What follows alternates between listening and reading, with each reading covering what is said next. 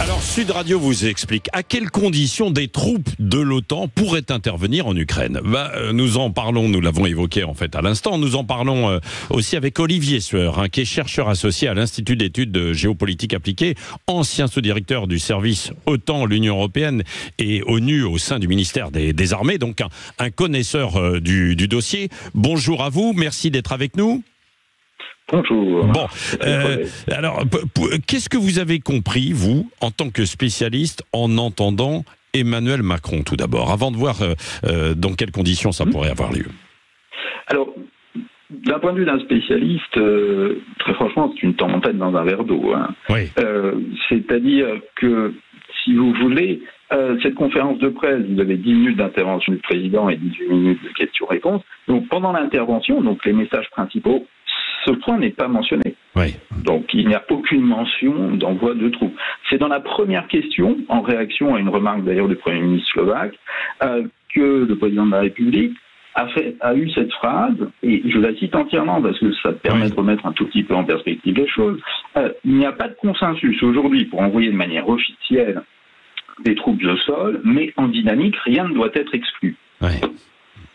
Franchement, voilà, moi je ne vois rien de choquant dans cette phrase qui est extrêmement balancée. Et ensuite, dans une question suivante posée par Philippe Ricard du Monde, il répond de manière plus précise en évoquant quelques éléments de déploiement pour accompagner les 5 mesures du discours principal, c'est-à-dire de la cyberdéfense, du déminage, etc.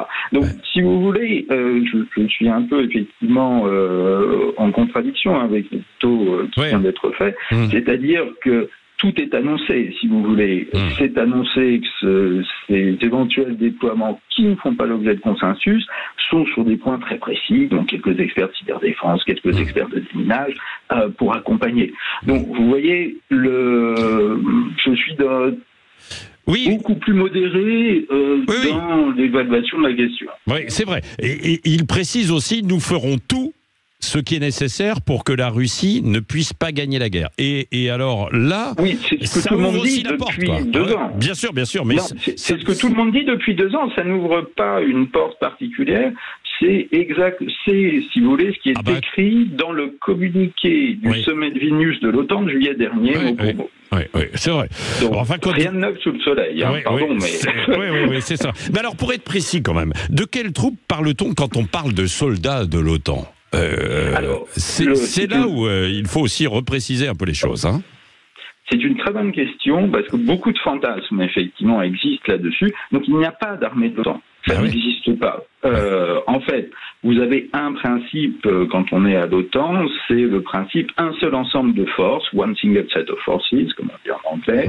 C'est-à-dire qu'en réalité, chaque pays a une seule armée. Vous n'avez pas une armée pour l'OTAN, une armée pour l'Union européenne, une armée pour l'ONU.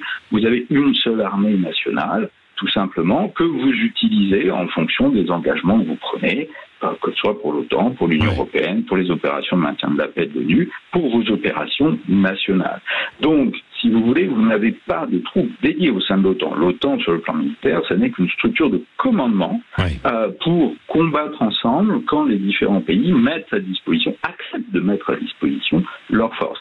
Et la décision politique sur des troupes de l'OTAN se fait à désormais 32 pays, puisque la Suède, depuis lundi, a été intégrée suite au vote hongrois. Donc vous avez 32 pays qui doivent être unanimement d'accord.